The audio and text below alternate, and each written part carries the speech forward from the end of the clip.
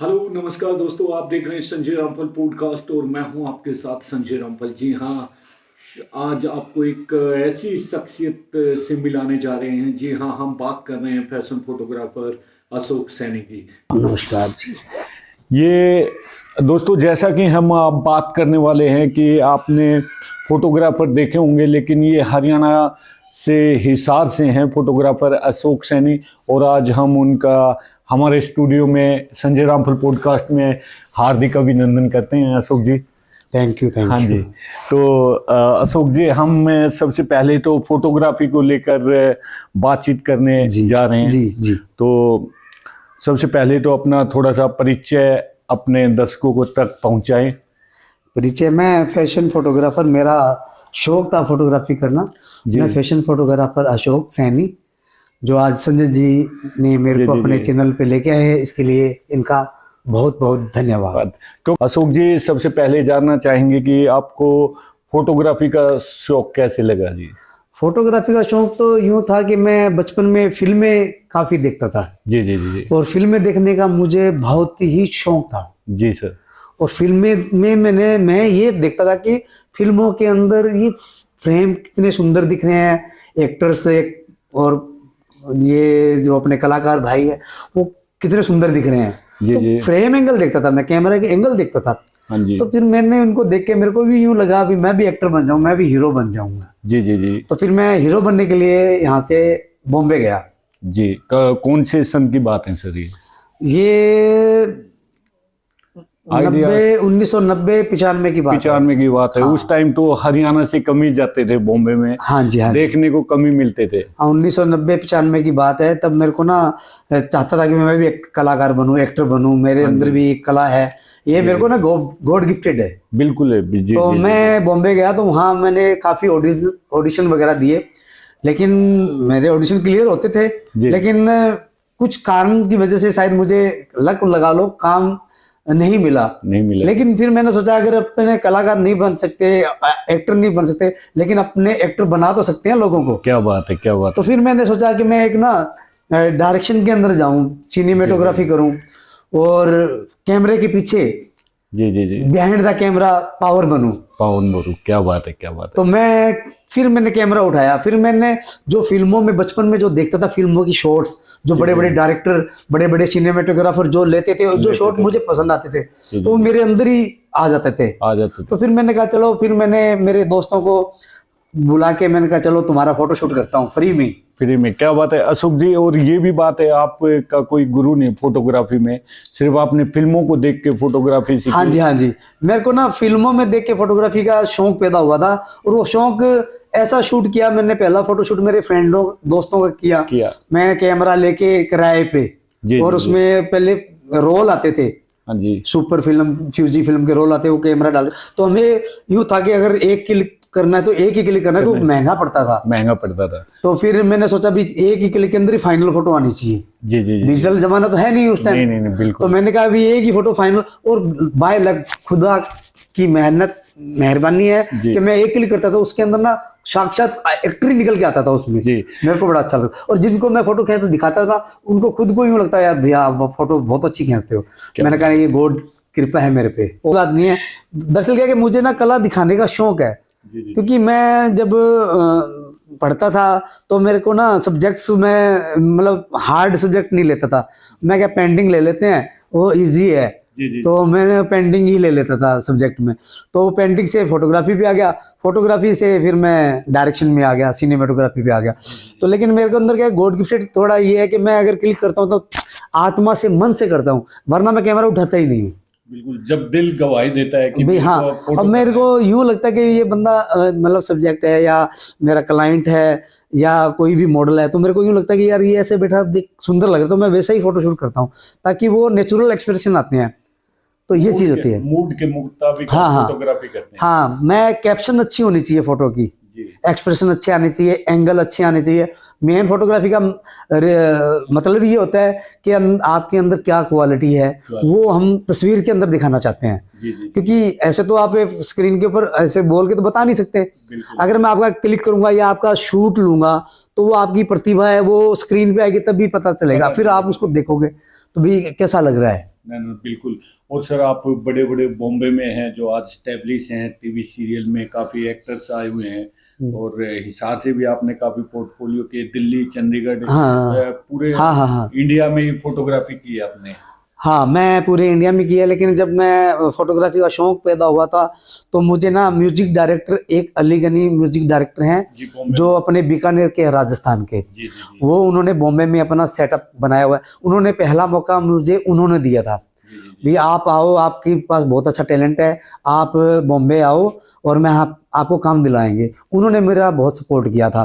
जी जी और उन्होंने मेरे को एक फिल्म का शूट भी दिया था जिसमें आयूब खान और सादिका हीरोइन थी। जी जी जी तो फिल्म का नाम मुझे अब याद नहीं है, मैं बाद में बताऊंगा, फिल्म का नाम मैं भूल गया हूँ जी अभी। जी तो उन्होंने पहला ब्रेक दिया मेरे को, मैं उसमें फोटो शूट किया। जी। और जब सावन, सॉरी वो परमानंद नहीं, सावन कुमार टाक, सावन कुमार तो सावन कुमार टाक ने मुझे, फिल्म डायरेक्टर प्रोड्यूसर सावन कुमार टाक ने पहला ब्रेक दिया था। फिल्म में एक्टर थे सादिका और एक्ट्रेस थी सादिका और एक्टर थे आयूब खान, दिलीप कुमार के भतीजे। तो उनका मैंने शूट किया। तो पहले शूट के अंदर ही मेरे को सावन कुमार टाक जी ने कहा यार कमाल है यार, बहुत अच्छा शूट किया, क्योंकि जो चीज़ हमें चाहिए थी वो आपने निकाल दी। मैंने कहा जी आपकी दया मेहर है और गॉड की कृपा है। तो पहला ब्रेक, उसके बाद में मैं बॉम्बे गया। बॉम्बे तो उन्होंने मुझे जगदीश माली जी, जो फैशन फोटोग्राफर, जो अमिताभ बच्चन, जो बड़े बड़े सेलिब्रिटीज के फोटोग्राफर, सुष्मिता सेन, ऐश्वर्या राय, इनके, रेखा जी, इनका पर्सनल फोटोग्राफर है जगदीश माली जी, जो आज स्वर्गवास हो गए हैं। तो अंतरा माली हीरोइन है, उनके फादर जी, वो, उनको मैंने अपना गुरु माना। उन्होंने मुझे काफ़ी कुछ फोटोग्राफी में सिखाया और मैं उनके साथ करीबन 2-3 साल कंटिन्यू काम किया है। उसके बाद के अंदर बीच बीच में मैं उनसे आशीर्वाद लेने गया हूँ, काम के बारे में पूछने गया। उनके तो फैन सारी हैं। रेखा जी तो बहुत तगड़ी फैन थी जगदीश माली की, और अमिताभ बच्चन और दिलीप कुमार, जो बड़े बड़े स्टार हैं जो पहले के, उनके सारों के पोर्टफोलियो, और ग्लैडस मिस्टर इंडिया से लेके स्टार डस्ट फिल्म मैगजीनों में सारे फोटोशूट जो जगदीश माली जी जितने एक्टर्स हैं उनके फोटोशूट ही लगते थे। तो सर आजकल आपको पता है अशोक जी, एआई का जमाना आ गया है। हाँ जी हाँ जी। तो एआई को लेकर, फोटोग्राफी को लेकर आप क्या कहना चाहेंगे? कि धंधा तो नहीं पड़ेगा, कम तो नहीं होएगा, लेकिन फोटोग्राफरों को क्या कि एआई ने फैसिलिटीज दे दी। जी जी जी। लेकिन क्या है कि जैसे हमारे टाइम के अंदर क्या होता कि एक आर्टिस्ट ही होता, तो वो अपनी आर्ट से ही सारा कुछ करता, क्योंकि पहले के डिजिटल कैमरा होता ही नहीं था, रोल वाले कैमरे होते थे। एक भी फ्रेम के अंदर देख के हम बताते थे कि भाई ये फोटो ऐसी, मेरे मन को आज पता लगता है ये फोटो ऐसी ही आएगी, वही मैं क्लिक करता था। ऐसे ही फोटोग्राफर पहले के आइडिया से फोटो खींचते थे और वो परफेक्ट फोटो होती थी जी। और अब क्या है कि फैसिलिटीज आ गई, अब डिजिटल कैमरा आ गया तो फोटो सारी कुछ डिजिटल कैमरा कंप्यूटर बताता है भी आप ये फोटो डार्क आएगी, लाइट आएगी, ऐसे। हाँ, लेकिन डिजिटल एक्सप्रेशन चेंज नहीं कर सकता। लेकिन अब क्या है कि एआई आ गया, तो अब आप बोल दोगे एक्सप्रेशन ये आने चाहिए, तो एआई एक्सप्रेशन भी देने लग गया। तो कलाकारों की तो काम खत्म ही हो गया, बिल्कुल हो गया जी। कैमरामैन का काम खत्म ही हो गया जी जी जी। अब रह गया क्या? एआई सीख लो, एआई की पढ़ाई कर लो। अभी सिर्फ आपको क्या करना है, आपने क्या बोलना है कि एआई में बोला क्या मुझे शाहरुख खान बना दो, तो वो अपनी फोटो डाल दो, वो आपको शाहरुख खान बना देगा। तो एआई तो क्या कि अब सब नकली काम हो गया, सारा नेचुरल प्रकृति का काम ही नहीं रहा ना, डिजिटल काम हो गया। तो अब प्राकृतिक एआई ने फैसिलिटी दे दी। अब क्या आने वाले टाइम के अंदर क्या होएगा, जो पहले फोटोग्राफर थे वो सिर्फ आपको स्क्रीन पे ही ना फोटो फ्रेम में दिखेंगे, भी आप कहोगे म्यूजियम में लगेगी फोटो कि यार ये फलाना फोटोग्राफर था, ये ओरिजिनल फोटोग्राफर था। अब क्या है कि एआई आ गया, अब बच्चे भी एआई से शूट करेंगे, तो उनकी मतलब क्या रहेगा कि पहचान ही खत्म हो जाएगी पूरी, वो मतलब सारा डिजिटल हो गया। अब आने वाले जमाना पता क्या कहेगा, आप कुछ भी ओरिजिनल, अगर हमने 100 साल पहले ओरिजिनल महल बना रखे थे और वो खरबों रुपए लगा के महल बना रखे, अब आप ऐसे बोलोगे मुझे रामगढ़ फोर्ट के अंदर मेरा फोटो शूट होना चाहिए, बोले एआई बना देगा। तो पैसा तो खर्च किया था उन्होंने, जो पहले वाले फोटोग्राफरों ने शूट, उनकी फोटो को उठा के एआई बना के देगा। मेहनत हमारी है और काम करके देगा एआई फ्री में, तो मेहनत तो हमारी है, शूट तो हमारे ही किया हुआ है ना। एआई क्या कर रहा है, हमारी खींची हुई फोटो को उठा के वो आपके पीछे बैकग्राउंड में लगा रहा है। एआई खुद तो नहीं बनाएगा फोटो। आपने बोला मुझे तो नाहरगढ़ फोर्ट के अंदर फोटो खींचो, बना दो, वो तो बनाता, लेकिन नाहरगढ़ की जो फोटो खींची तो हमारे दादा परदादों की है, हमारी खींची हुई है। वो तो यूट्यूब से उठा के, गूगल से उठा के वो एआई बना देगा। मेहनत तो हमारी की हुई है, एआई क्या कर रहा है, हमारी प्रॉपर्टी को यूज कर रहा है ना। तो दिक्कत नहीं है कि फोटोग्राफर तो जैसे अब एआई से बन रहे हैं, तो फोटोग्राफर क्या करेगा, अब कई लोगों के पास टाइम नहीं होगा, वो क्या यार फोटोग्राफर को ये काम दे देते हैं, भाई एआई से मेरी ये बनवा दो, मेरी तो ये स्टोरी बना दो, मेरे को ना पहले इंटरव्यूज होते थे, इंटरव्यू खत्म हो जाएंगे, आने वाले एआई को बोल देंगे इंटरव्यू दे दो, वो इंटरव्यू दे देगा। एआई कह देगा मेरी कहानी ये है बचपन से लेके अब तक, इस पे एक स्टोरी लिख दो, तो लिरिक्स का काम खत्म हो गया, तो वो स्टोरी लिख के दे देगा आपको। एआई क्या कि एक हमारे लिए जॉब, एक ये कंप्यूटर बन गया है कि हमारे लिए जॉब करेगा, जो 50 आदमियों का काम खा गया ये, खा गया जी, बिल्कुल। क्योंकि अब जो चीज काम करना है तो आपने ये बात बोलनी है कि भी मेरे को तो ये काम करवाना, वो हमारा नौकर हो गया है ये एआई उसी के थ्रू होगा। तो सुख जी मैं ये कहना चाहूंगा, एआई के जमाने में जैसे अब लाखों फोटोग्राफर हैं, तो उनको किस माध्यम को लेके आगे फोटोग्राफी चलानी होगी, क्या एआई को नहीं पता क्या होगा, एआई से आप स्टोरी बनाएंगे, कुछ भी बनाएंगे। अब अभी जो एआई पढ़ाई करेगा फोटोग्राफर को खुद को भी एडवांस होना पड़ेगा ना। बिल्कुल। जैसे नेगेटिव वाले कैमरे से डिजिटल कैमरे पे आगे, फिर फोटोशॉप आ गई सॉरी फोटोशॉप आ गई, फोटोशॉप से पहले लैब से प्रिंट आते थे, अब कंप्यूटर से प्रिंटर से निकलने लगे। तो ऐसे ही ना पता कैसे अब फोटोग्राफर एआई को पढ़ाई करे, एआई की पढ़ाई करे और एआई से काम करना शुरू करेंगे। पहले कम पैसे लेते हो, डबल पैसे लेने शुरू कर दो। जी। क्यों, काम भी इजी हो गया, पैसे भी क्लाइंट से फालतू लो, क्योंकि क्लाइंट को ओरिजिनल तो चीज चाहिए ना, एआई से चाहिए, तो क्लाइंट को एआई से चाहिए, तो क्लाइंट पैसे देने के लिए तैयार है। आप अगर वो 2 लाख में काम करा रहे हो, आप 4 मान लो एआई से काम करो, 4 लाख मांगो, आपका काम मेहनत भी कम होगी, पैसे भी बढ़ गए। तो फोटोग्राफर को एआई की पढ़ाई करनी पड़ेगी। एआई की फोटो, पहले तो फोटोग्राफर को ये देखना था सनलाइट में, हाँ पहले नेचुरल प्राकृतिक फोटोग्राफी करनी पड़ती थी। अब डिजिटल काम हो गया, अब घर बैठे बैठे चेयर पे बैठ के सिर्फ बोलना है कि मुझे तो मेरा प्री वेडिंग शूट कर दो जी, ये हमारी दोनों की फोटो है, अब हमारा प्री वेडिंग शूट कर दो लद्दाख के अंदर। जी सर। तो हमारा क्या रह गया, अब आप प्री वेडिंग शूट बुकिंग कराएंगे तो हम कहेंगे जी आप लद्दाख जाना नहीं पड़ेगा आपको, तो आप आपकी 2-3 वीडियो क्लिप ग्रीन बैकग्राउंड में शूट कर लेते हैं और आपका लद्दाख में शूट हो जाएगा, आप अपने घर जाओ। और आप ना 2 लाख रुपए 1.5 लाख रुपए दे दो प्री वेडिंग के, और आप घर जाओ आराम से शॉपिंग वगैरह करो, आपका प्री वेडिंग 2 घंटे के अंदर तैयार हो जाएगा, 2-3 घंटे में। तो क्लाइंट कहेगा और क्या चाहिए हमारे को, हमें कहीं जाना भी नहीं पड़ा और हमारे को लद्दाख की प्री वेडिंग भी मिल गई। तो दोनों काम उनकी क्लाइंट को भी फैसिलिटीज मिल गई और फोटोग्राफर की इनकम भी बढ़ गई। लेकिन मैं तो क्लाइंट को ये कहूंगा, जो नेचुरल आप जाके करवाओगे उसका तो मजा अलग ही है, क्योंकि एक तो आपका माइंड फ्रेश होएगा, घूम के आओगे, और फोटोशूट भी नेचुरल होएगा।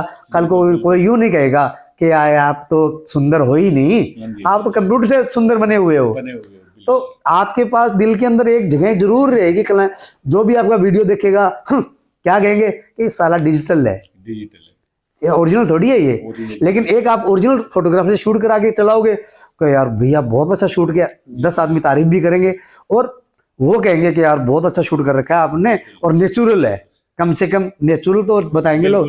कोई ये तो अब जैसे कोई जिलिस होता है फ्रेंड और देख रहा है क्या है, ये तो डिजिटल है, ये तो लड़की डिजिटल है, ऐसे तो मैं अपनी बनवा लूंगी। तो क्या तुमने लाख रुपए लगाया, वो फोन से बना लेगी अपनी, तुम्हारा क्या कुछ नहीं था। तो मैं जो चाहूंगा क्लाइंट को यही कहूंगा कि एआई सिर्फ अपने शौक के लिए करवाओ, प्रोफेशनल काम आप प्रोफेशनल फोटोग्राफर से ही करवाएं। बिल्कुल आपने सही बोला। तो आजकल जो युवा हैं वो फोटोग्राफी की तरफ ज्यादा बढ़ रहे हैं अशोक जी। तो मान लो कोई युवा फोटोग्राफी सीख रहा है, उसको सबसे पहले क्या करना चाहिए, कैसे वो अपने फोटोग्राफी में रोजगार बनाए, ताकि काफी लोग फोटोग्राफी के जरिए बॉम्बे भी जाते हैं, वहाँ फैशन फोटोग्राफर करते हैं, और मॉडलों को भी क्या करना चाहिए, ये तमाम जानकारी है वो भी अगर साझा करेंगे तो हाँ जी। युवाओं को एक मार्गदर्शन मिलेगा आपसे। हाँ, मैं ये कहूँगा कि अगर युवा नई जनरेशन है, अगर उनसे पहली बात तो मैं ये कहूँगा पढ़ो, पहले तो पढ़ो, बहुत अच्छा पढ़ो। अगर पढ़ाई करोगे तो सारा कुछ सीखने को मिलेगा। पहले ही ये नहीं कि मतलब जिम्मेवारियां आ जाती है बच्चों पे, कई बार क्या होता है कि बच्चों पे जिम्मेवारियां आ जाती है, टाइम नहीं, पढ़ाई का टाइम भी नहीं मिलता। कई बच्चे ऐसे होते हैं पढ़ भी लेते हैं और साथ में जिम्मेवारियां भी पूरी करते हैं।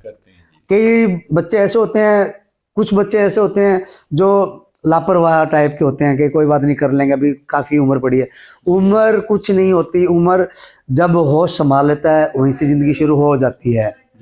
तो क्या है कि जब बच्चा होश संभाल ले तो डिपेंड नहीं रहना चाहिए किसी को, माँ बाप पे, परिवार पे, फैमिली पे, किसी पे डिपेंड नहीं रहना चाहिए। खुद का रुतबा खुद बनाना चाहिए। मैं तो ये कहूँगा आज की जनरेशन को कि किसी के आगे हाथ नहीं फैलाना चाहिए, मोहताज नहीं रहना चाहिए। तो मैं चाहता हूँ जिस बच्चे का जिसमें रुझान हो, स्पोर्ट्स में हो, कलाकारी में हो, किसी चीज़ में हो, वो पहले उसी स्टेप पे चले।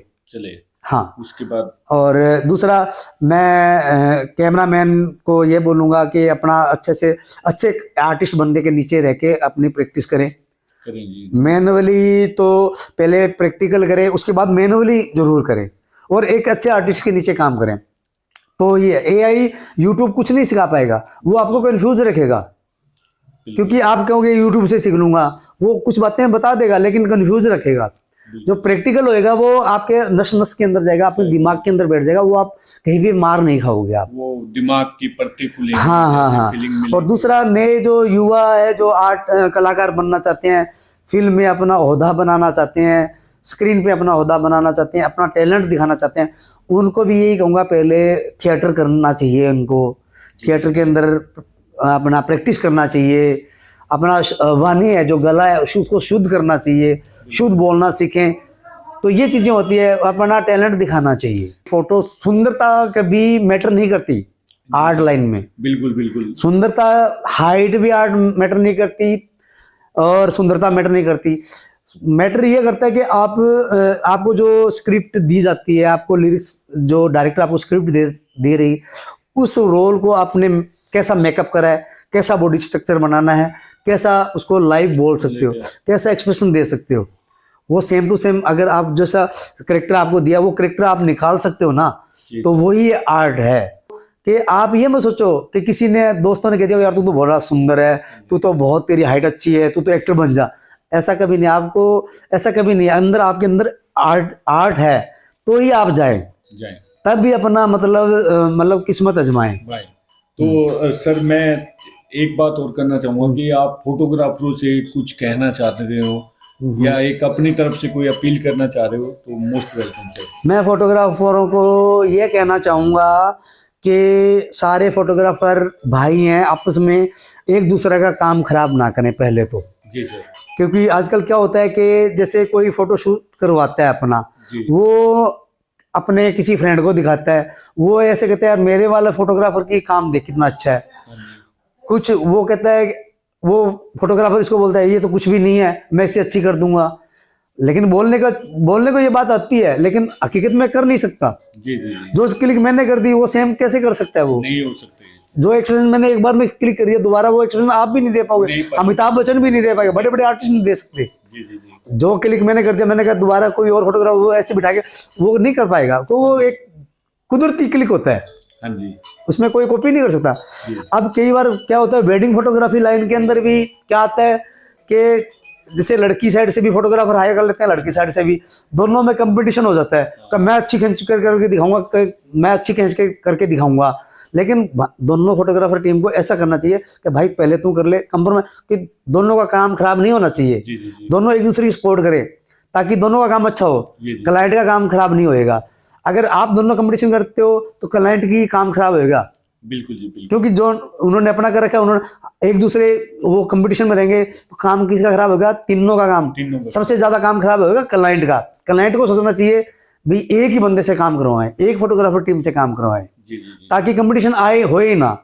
अगर अलग अलग फोटोग्राफर हायर करते हैं तो इनका आपस में चेन बनवानी चाहिए, आप कोऑर्डिनेशन करवाना चाहिए कि भी आप दोनों मिलके काम करना है, कंपटीशन नहीं करना। और दोनों फोटोग्राफर टीम को टाइम देना चाहिए, तब भी फोटोग्राफी रिजल्ट अच्छा आएगा।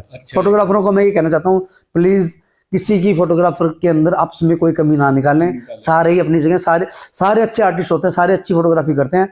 तो अपना काम छीनने के लिए, लेने के लिए किसी फोटोग्राफर के पेट पे लात नहीं मारनी चाहिए, किसी का काम नहीं छीनना चाहिए।